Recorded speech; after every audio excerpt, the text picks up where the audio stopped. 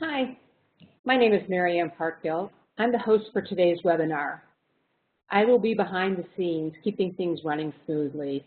So if you have any issues or logistical questions during this webinar, please press the bar on the top of the screen and then open a chat window and send a chat to Plum Analytics. That's me. So, and welcome to our webinar, Clinical Citations Telling the Story of Impact. We will have questions at the end of the webinar. We are a pretty large group today, so you are all muted. So please use the same chat window as I've described to ask questions. I will be gathering these as we go, and I will ask them towards the end of the presentation. With that, I want to introduce our speaker today, Andrea Michalek, our president and founder of Plum Analytics. Andrea?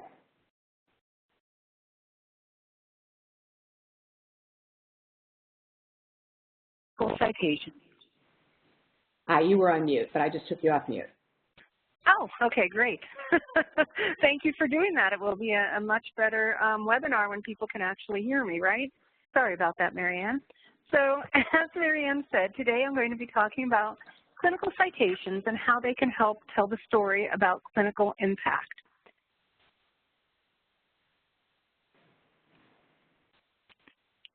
So the agenda for this is first I'm going to talk a little bit about our overall approach to analytics and then jump into clinical citations. As Marianne said, there'll be plenty of time for Q&A at the end of this. So if anything comes up even as I'm speaking that you want to make sure gets brought up during that time, feel free to chat with Marianne at any time and she'll be sure to ask me. So I founded our company back in 2012 with the goal of being able to tell the story about research.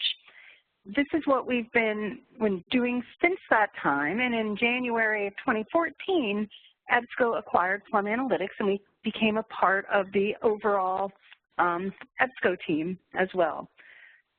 During this time, we have over 250 PlumX customers worldwide. PlumX is the name of our product, both here domestically as well as internationally, as you can kind of see by the samplings of logos on the screen.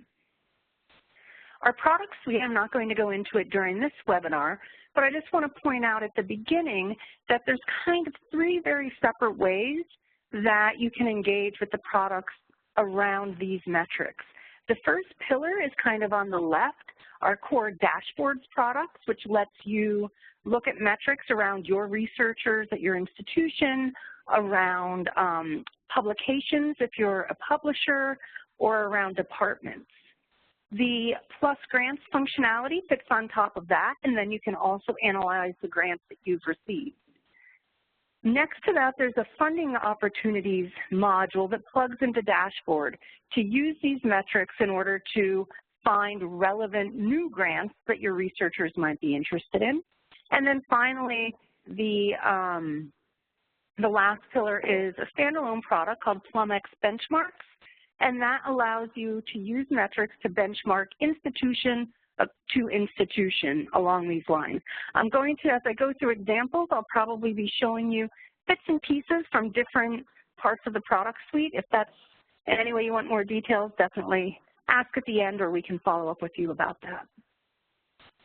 So fundamentally, what we do at Plum Analytics is try to answer questions and the questions that you might have. So questions like, what impact has our research had in the past 12 months? Early career researchers, how do we help them secure more grants? How do we increase the visibility of our research? Overall, how do we assess and evaluate research?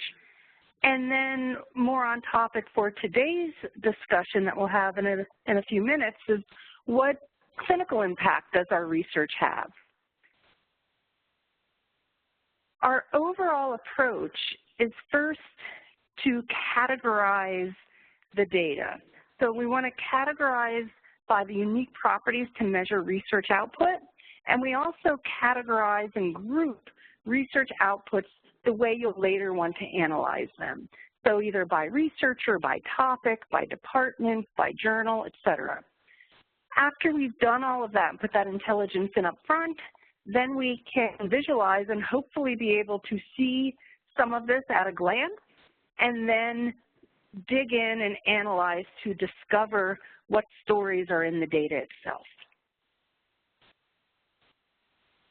As we talk about metrics, this universe of everything happening around metrics is expanding.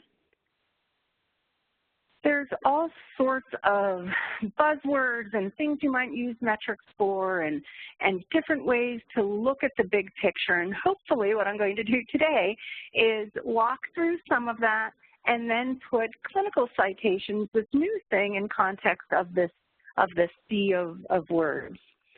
So journal citations themselves are the traditional form of scholarly measure. One journal article citing another journal article, and those citations get counted.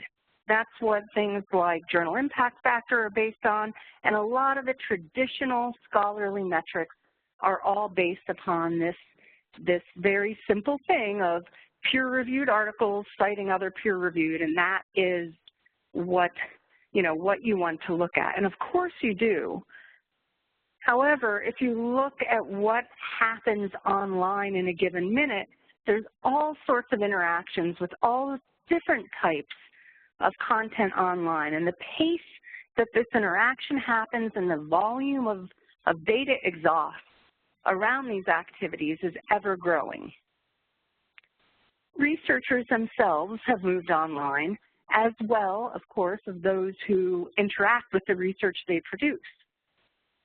So this creates a lot of scholarly data exhaust. Things such as anytime an article is downloaded, we can tell something about that. If there's book reviews on Amazon, or you can use OCLC WorldCat holdings to tell whether a book has been all held by a library. All of these different pieces of electronic data exhaust can tell us something about what is happening with the research. And the good news is technology has finally caught up to measure this data exhaust. It can make visible what was invisible and make measurable what was immeasurable before. So Altmetrics is a term that started in 2011, and it's been defined many different ways. There are alternative ways of measuring the use and impact of scholarship, is how we define it. They combine both traditional impact measures with non-traditional measures. And as we think about Altmetrics, it's really telling everything together in context and really looking at all metrics. The benefits of this, number one, are broadness, that we can measure the broader impact of research beyond just what's happening in core science. We can look at diversity of scholarly products. We can look beyond just a journal article and anything that a researcher, if you ask them, do you consider this to be research output? And if they say yes, then we want to see if there is data exhaust about it, and can we measure and quantify that online and bring back the evidence of that. The other really big benefit here is speed. Since we're no longer waiting through that peer review process for someone to go and get a journal article published, other people to read it, do their research, cite it, and then measure, and that whole process can take years. Instead, the types of measures in the broader Altmetrics sense can be measured immediately. And then finally, one of the core things that we believe in is openness and making both obtaining the data and viewing the data easy and transparent. So with all of this data exhaust, we group the data into, and the metrics into 5 separate categories: usage, captures, mentions, social media, and citations. Each one of these categories tells you something different from the other. So it's not just a convenient way to look at the data, but it's really telling by examining each category separately. So the first category is usage. Usage is when someone actually reads the article, reads, downloads the book chapter, plays the video, is actively reading it or engaging with it online. This is the #1 thing when asked that researchers care about with their work after does it get cited in the traditional sense. I created it, did anyone read it? The next category are called captures. Captures are when someone online is capturing the data to save it for later. They want to come back to it. So they've bookmarked it, favorited it, they're putting it as a reader in Mendeley, they're exporting it from, a database, or in some way saying, I want to keep this and come back to it. What's really unique about captures as a category of metrics is that they're showing that future intent to do something with the data, which in the scholarly context means they might likely cite it. If they're a researcher who's captured it in their reference management software and they go to write a paper, more likely they're going to cite something that they've captured versus something that they didn't. So it's something that trends with future citations and can be an early indicator of those future citations. The next category are mentions. Mentions are where the stories are hidden. This is where someone wrote a blog post and mentioned the article. A Wikipedia article has come out and has referenced the book or the book chapter or the article in some way. The book reviews, comments, etc. Looking here isn't necessarily something you're going to be quantifying, but rather going in and seeing what was said, what were the contexts that this work was mentioned in, and is it getting mentioned? Social media is just what you think it would be, the plus ones, likes, tweets, shares. Social media shows really two different things. One, how well is someone promoting their work? So if it's an early career researcher trying to get known, they really want to know, am I being successful in promoting my work itself? And it also shows the overall buzz and attention around certain research topics. Sometimes that's very interesting.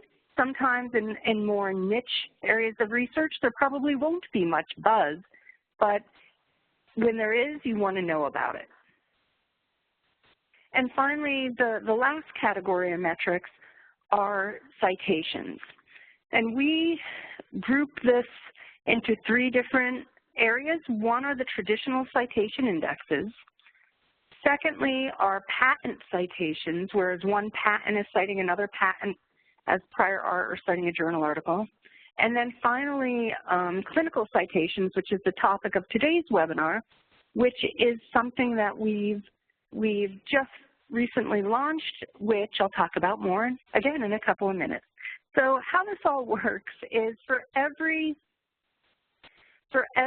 artifact that we track, and we track over 40 different types of artifacts, of course, journal articles, but also clinical trials and books, book chapters, videos, presentations, pretty much you name it, we're trying to track that if someone said it's part of their research output.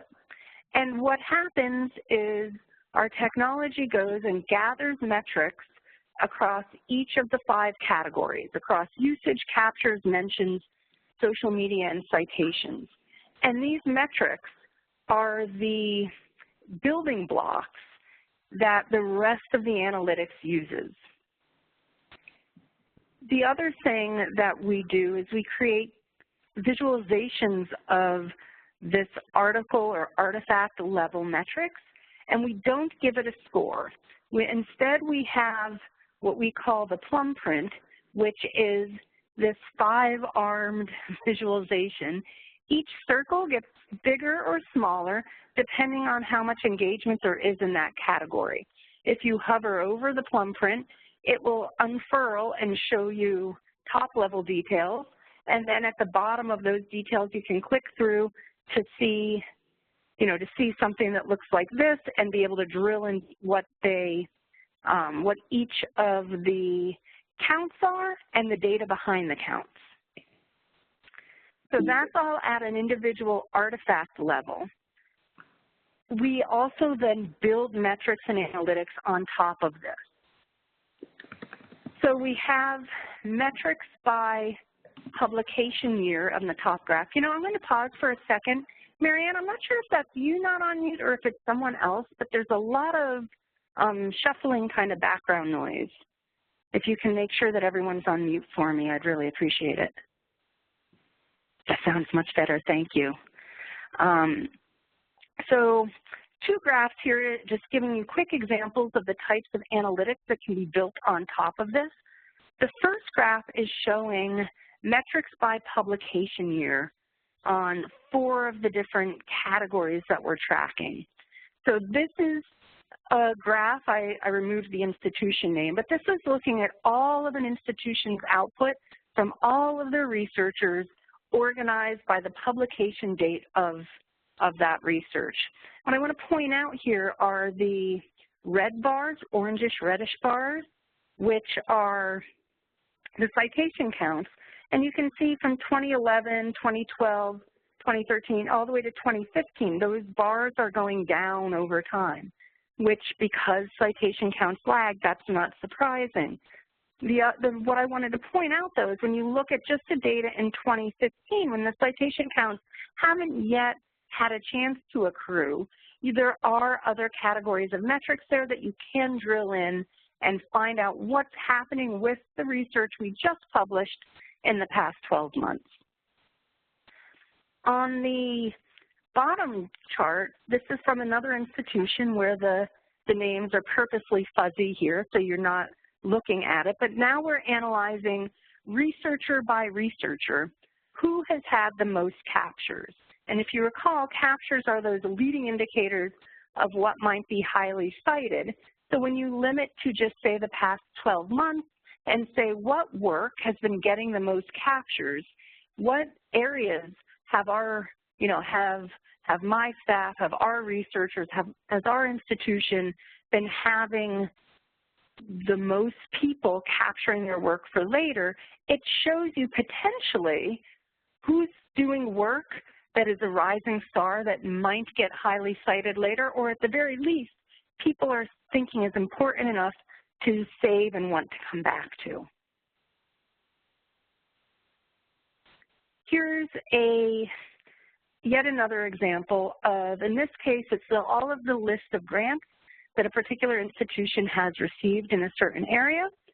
And one of the things that you often want to know is how much have we been communicating and promoting the work around what we're doing in a certain area. One of the vantage points that you can get into this is being able to look in this case at all those metrics that bubbled up from the article level metrics that we can now analyze the amount of social media attention that each grant is getting and compare them head to head, comparing like with like. At this point, I'm going to transition and start talking about clinical citations in particular, because seemingly that's why most of you are here, to hear about what we're doing with clinical citations. So what we're doing here is we're giving a different way to showcase your researchers and your institution to help your researchers both get credit for the work that they're doing in a clinical area, as well as to better tell their stories when they're looking for funding or promotion and tenure or other things. And we're beginning to crack that nut on understanding the value of clinical and translational research.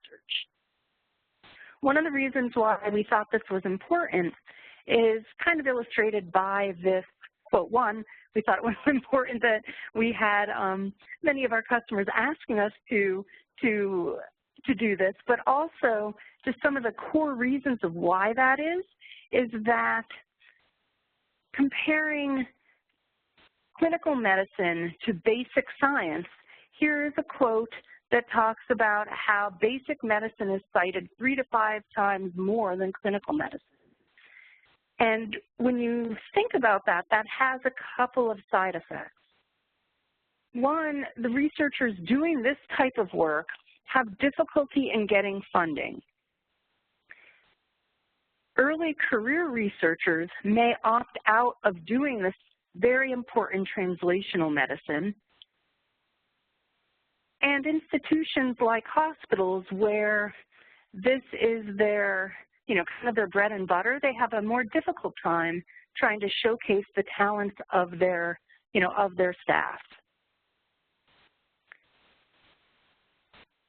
Earlier I showed what it looks like for article level metrics. And so what clinical citations are at the simplest level is across each of those 5 categories, we've expanded our citation category to now include clinical citations. And elsewhere in our product where you can go and drill in to say, oh, what were the tweets or the blog mentions, news mentions, et cetera, of this article, now you can drill in and say, what were the clinical citations that referenced this article? So if you were the researcher who produced this article, you now have another way of showing and showcasing the work that you've done. And you can go and see what the actual topics were that were referenced in your work. When we think of where we are going with clinical citations, we think of gathering data around 4 major areas. Clinical alerting services that are using and referencing research in giving their alerts to, point-of-care services. Clinical guidelines is another category. Systematic reviews and clinical trials. Each one of these types of areas are what we are exploring and mining the data behind in order to get information about clinical citations. Where we've started and what's in our current PlumX product suite, the data is coming from DynaMed Plus topics. DynaMed Plus is a clinical reference tool. It's designed to be a tool that medical practitioners use at the point of care, and its content is developed by an extensive network of clinical experts. So they review over 500 journals and 120 guideline organizations, selecting the best evidence that they want to put in each topic about each condition, and they confirm that there's clinical applicability of that, and they go through a peer review process. So all of this knowledge coming in is what we then data mine out and relate it back to the researchers and the research that has produced that output. Here is an example of the different guideline organizations that this team is going through and looking at in order to decide on what belongs in each topic. So how that relates back to a clinical citation count is it's really a nice indication of when research is making its way into clinical practice. So for example, this article about pneumonia in severely malnourished children in developing countries, this is something that if you were the researcher who produced this, you can now show that this research article is finding its way into a clinical setting. Different artifact types reveal different impacts. So I'm just going to walk through 3 quick examples to show you what I mean here. The first example is a research study that was used for clinical advice. So this is, a behavioral weight loss intervention in persons with serious mental illness is the title of the article. And then you can see the different types of topics where this article was referenced. The second is a meta-analysis of studies used to determine clinical practice, different type of artifact, again, referenced in with the, counted with the clinical citations. And finally, researchers who are contributing to clinical guidelines. So being able to get the credit for helping create this guideline is something that if you were the researcher or on the, on the team of researchers that helped create this, you can now capture this, put this as one of your outputs, and gather metrics about that. I've shown a lot of article-level examples at this point, or artifact-level examples, but to really perform analytics around this and to find where the stories are, you want to be able to compare like with like. So we don't give a particular score to any one of these. We just visualize it, again, with a Plum print that if you're looking at a set of these, you can see, but it's really looking at it in context and comparing it with others that it begins to make more sense. So how do I mean to analyze? We can do it many, many different ways. The first is by the type of metric it is, and I walked you through those 5 categories of metrics, each which shows something different. Secondly is by comparing to just other like types of output. So you're not really going to want to compare a book to a journal article with the same set of scoring. You want to compare books to other books or guidelines to other guidelines. So grouping it by the type of artifact it is, by that type of output. You can then analyze by person, by grant, by department, or cross-institution by institution. In order to do this, you might, as you're pondering, it's a lot of data. So PlumX was built for big data, and our goal at scale is a small little goal, right? Track all the world's researchers, all of their output, and metrics for each. So that's over 18 million researchers worldwide who've produced over 120 million scholarly articles.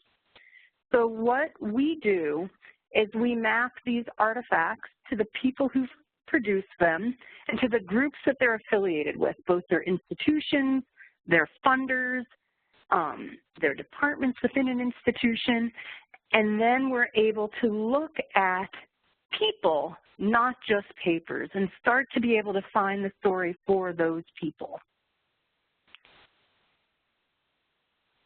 We have a product called PlumX Benchmarks, and what that does is we started with the world's largest funder of research, the NIH, the National Institute of Health, and we gathered research associated with every grant that the NIH has given from 2012 onward.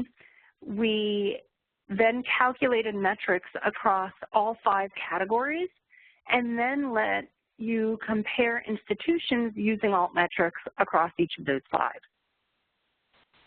So you can select a specific institution, like your own institution, to benchmark, and then institutions you might want to compare to, and then just look at how you want to filter the data. For example, you might only care about a particular spending category, or who was the funding agency, et cetera.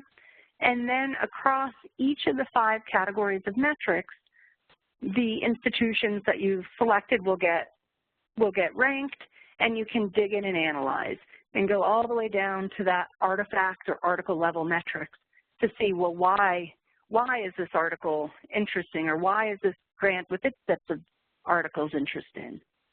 So with that as a backdrop, one of the things you can do, so if I've limited it just to clinical citation counts, and then, selected my time of date and what I'm interested in narrowing to, I can then look at how peer institutions stack up around clinical impact, who's first, who's fifth, et cetera.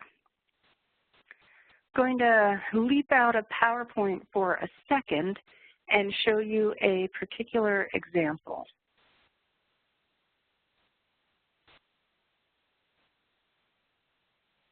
So I'm looking at the spending category of heart disease. So this is every grant the NIH has given around heart disease. So it's looking at about 12,000 different artifacts broken down between articles, reviews, letters, book chapters, videos, etc. And you're able to see analytics around grants, and you're also able to see article level metrics for the articles associated with each one of those grants, articles and other types of artifacts. If I look at the analytics here, now this is not limited to a particular institution. This is looking across the entire NIH. So you could imagine this might also be, instead of by a NIH spending category, it could be by your own department, by a set of researchers, et cetera. But just as an example here. So if I go into analytics around the grants, what this is now going to show me is across each of those 5 categories, which is, you know, the top grant. And so if I'm looking here for what is getting the most usage, it will be different than what has, often will be different than what are the grants that have received the most captures versus mentions versus social media. And then down at the bottom here are citations. And you can see, if you look at the different columns, that some of these have just citation index counts, and there are some with clinical citations. So if I go back up and filter this view to only look at clinical citations, now I'm back to looking just in this one topical area. What are the top grants that have received clinical citations?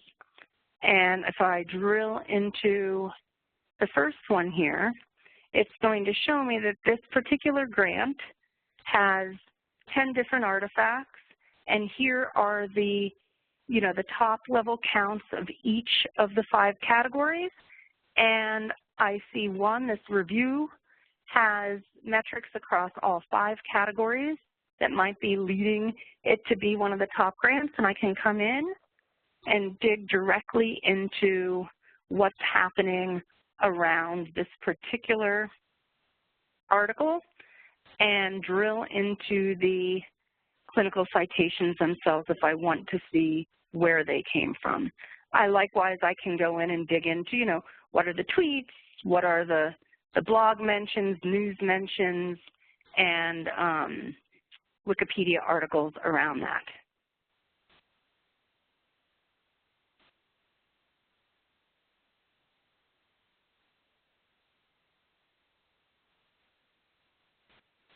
The next point I wanted to make was that online users are growing more and more to expect metrics to help them understand and put in context what they're looking at. So this is just a screenshot from a random, you know, online site, but these sorts of metrics around non-scholarly content are what we're kind of accustomed to seeing. You know, what's happening, you know, not only can you share it, but, you know, what are the counts around how much this article has been shared? And I guess I'm a little geeky as I look at what thing I chose to bookmark here. But anyway, just making the point of online users, we all expect to see this sort of data.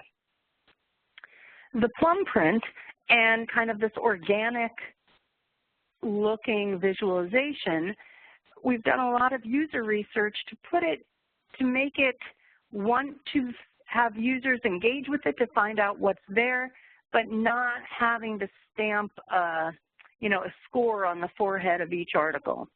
So this is a EBSCO host database. It's CINAHL Complete, a nursing database.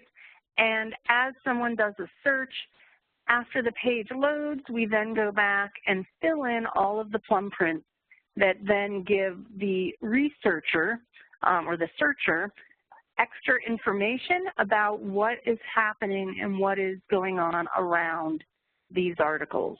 If there are clinical citations, they'll also be included in this Plum print.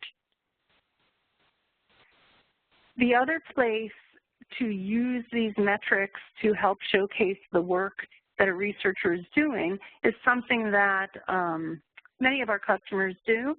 So here is one of our customers'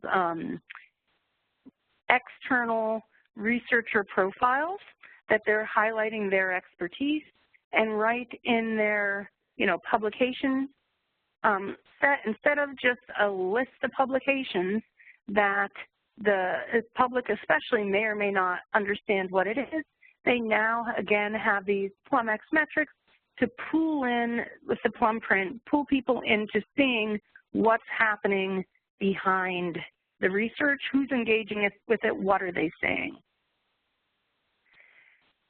This sort of data can be rolled together. In this case, this is around a particular grant.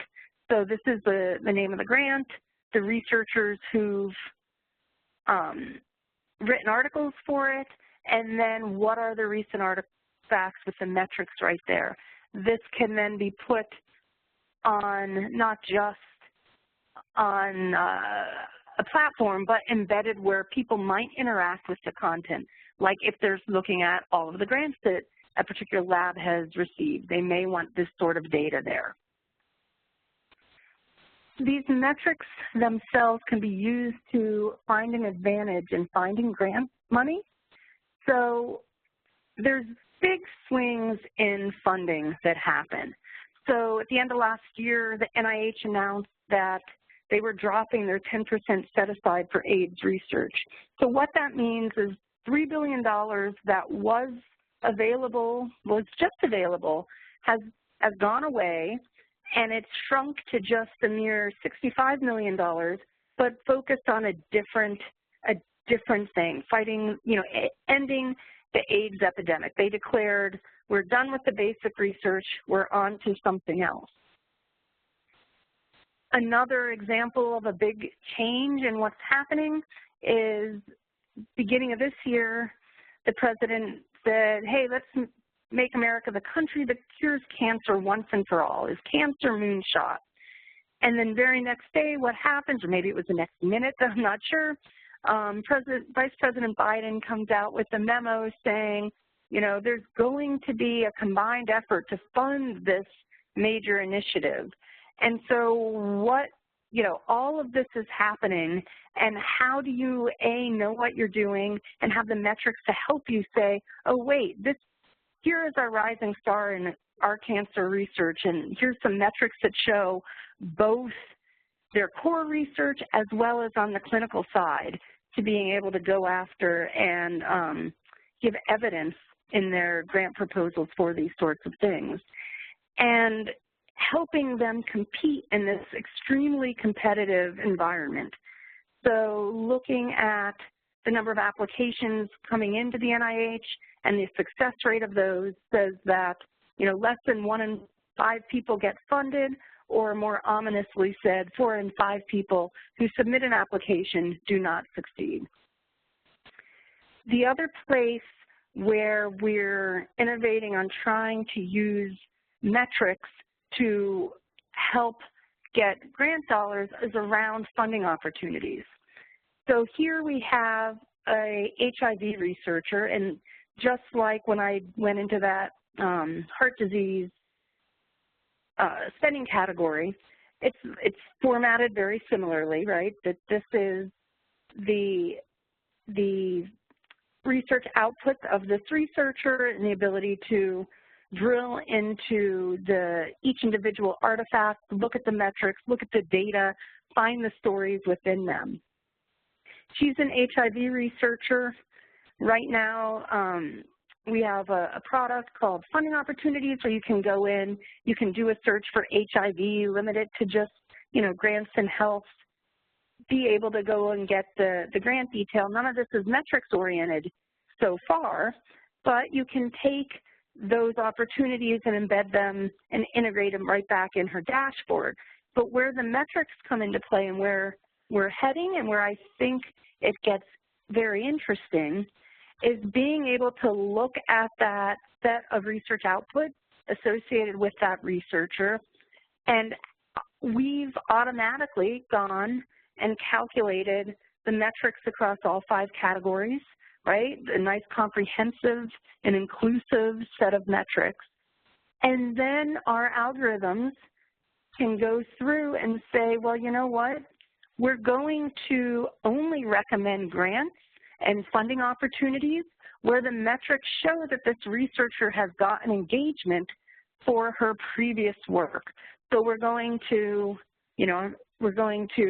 kind of X out the rows where there are limited or no metrics, sparse or limited metrics, and then mine the data around these artifacts that we're getting engagement that we can then use to have the technology be able to go in and find future funding opportunities, especially for either early career researchers who really can't strive and go for that big grant for what their future vision is. We can help them be more successful in leveraging what they have evidence to show where they've been successful to kind of go off and do more of that. And for folks who've had a very long career, a static profile of what they've done isn't necessarily the grants that they're seeking now. They're not seeking grants for the work they did in the 90s. They're really trying to build off and leverage, especially if they've changed areas of focus, what they've done recently. All of these metrics, by gathering them and all of these building blocks, help you do very interesting things and giving tools to your researchers. One of the final points I want to make here is that feedback can change behavior.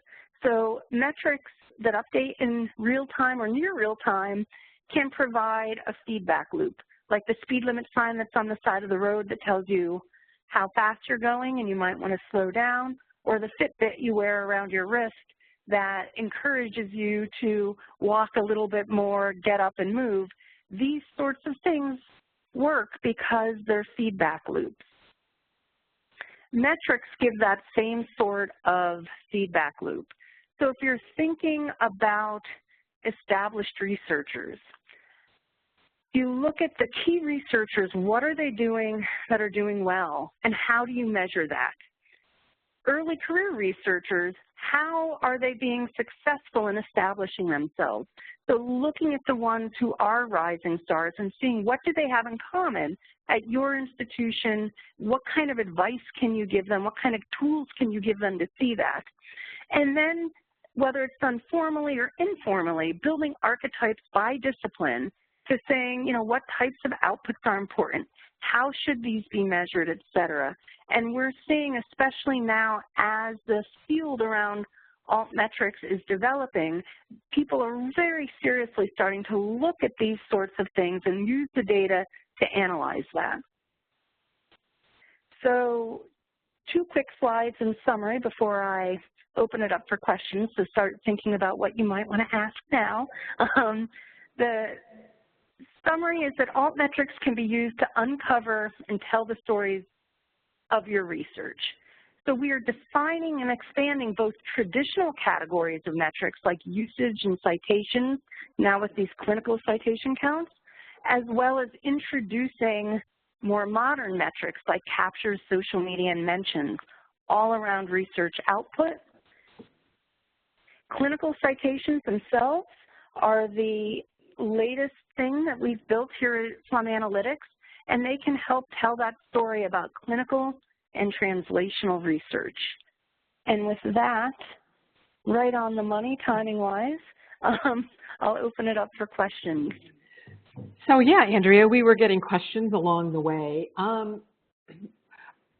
We'll just go chronologically. Early on, when you were talking about our categories of metrics, we got some questions around captures. So this question is, for the capture metrics, what sources are you including? Are you including Pocket, Evernote, Instapaper, and Save to Kindle? Great ideas for sources and metrics, yeah.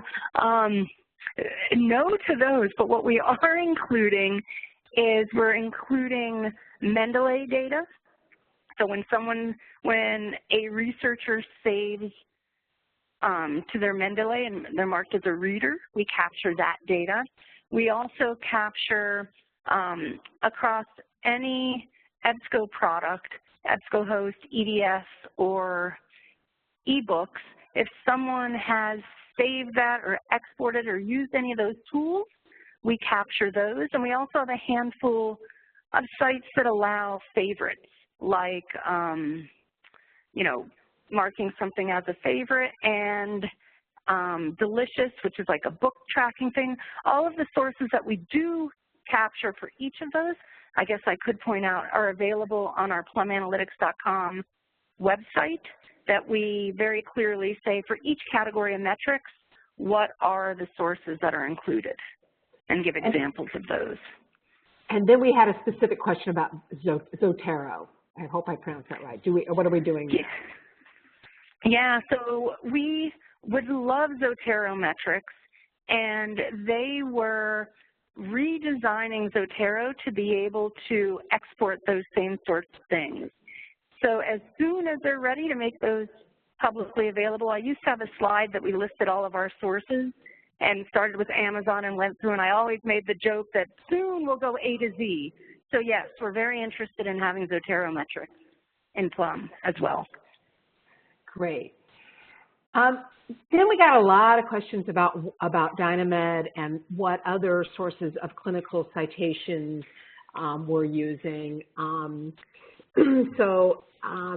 You know, we had a lot of questions around that.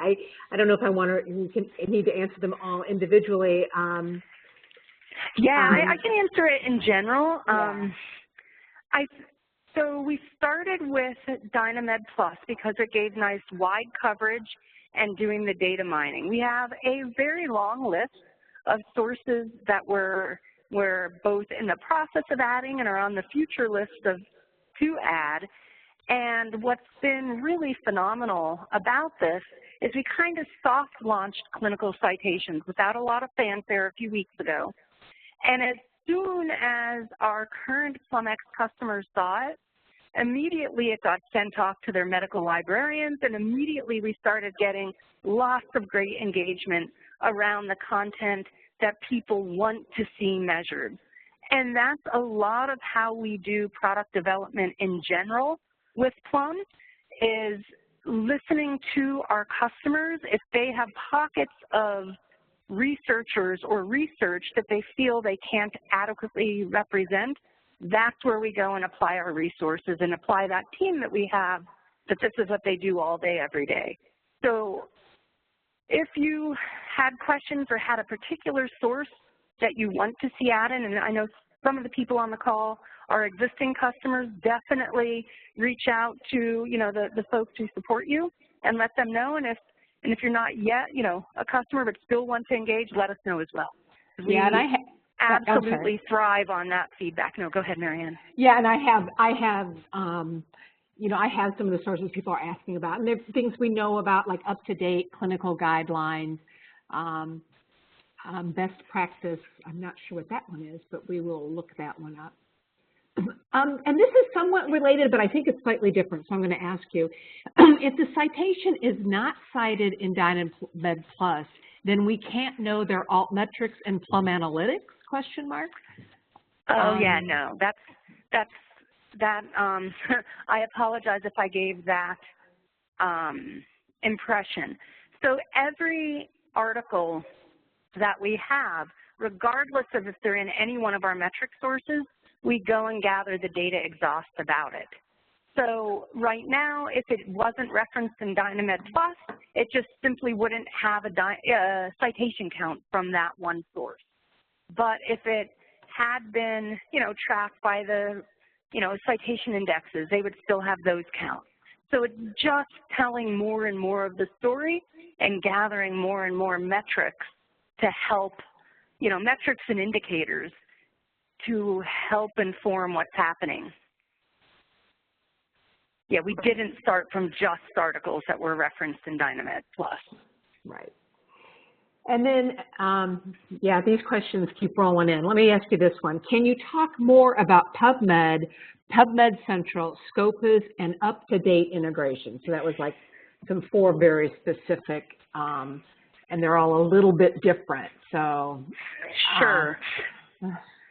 So PubMed and PubMed Central, we do a couple of things. One, we look at, if we're given a URL, we can kind of start from there and try to find all the other places that this is published.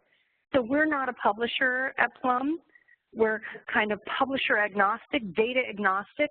We want to find all the places that a particular artifact has been published online. In a non-scholarly sense, you can think of it kind of like a newswire, you know, that AP story, and we want to know every newspaper that it was published in.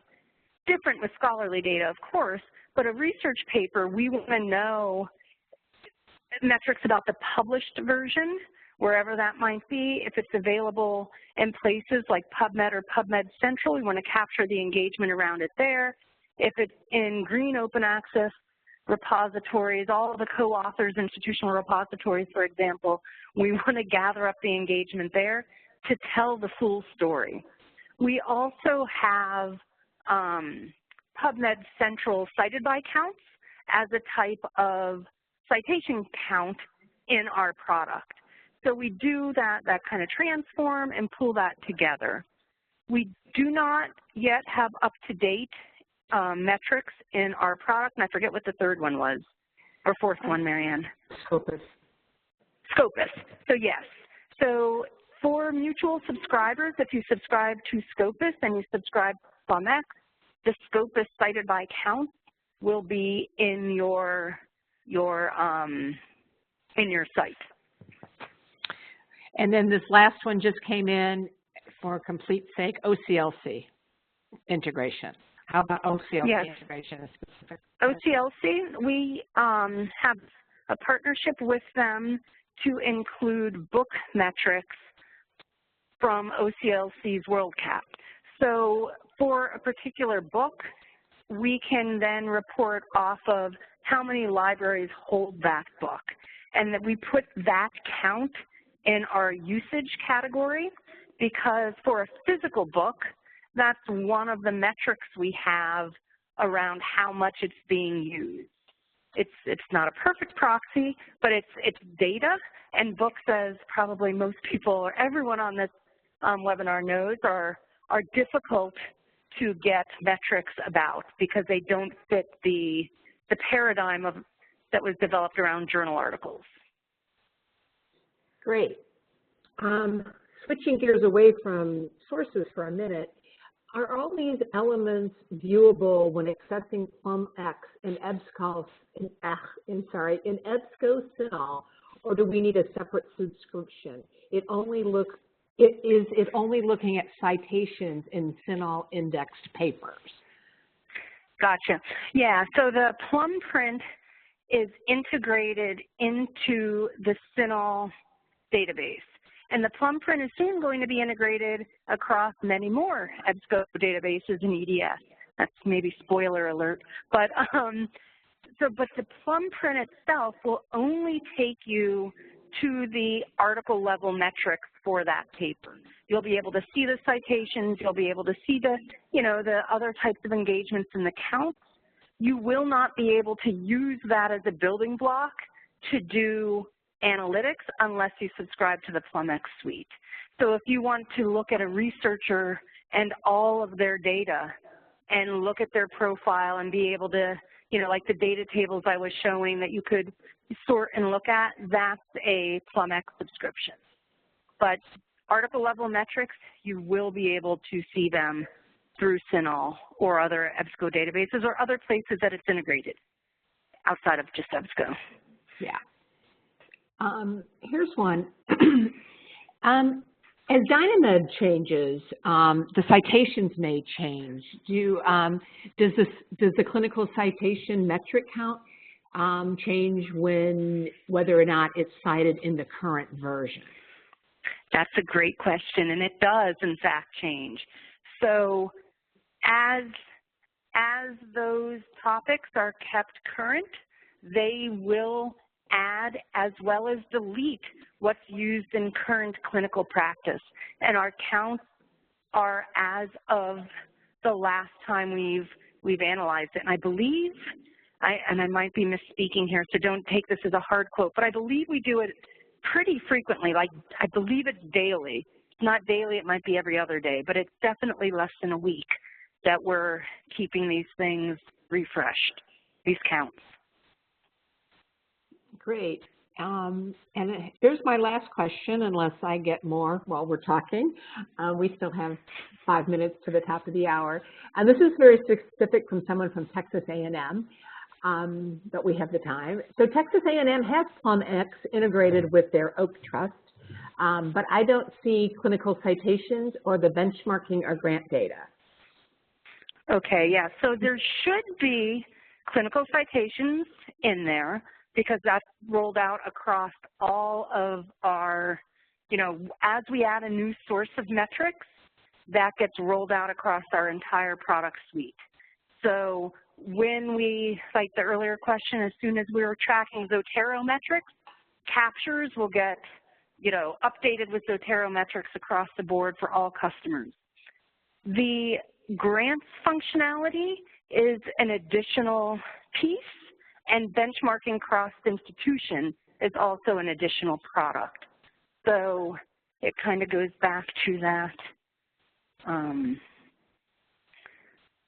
guess the visual is better than my hand puppets I was using. And now I can't find my visual really quickly. There it is.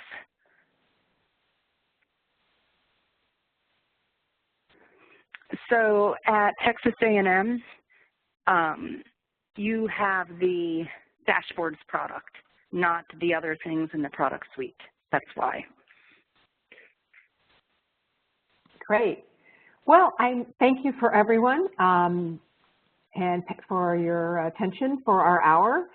And we will be sending a link to the replay in the future. So if you can share that with any of your colleagues that may have missed it. And thank you, Andrea. Yep, thank you all for coming.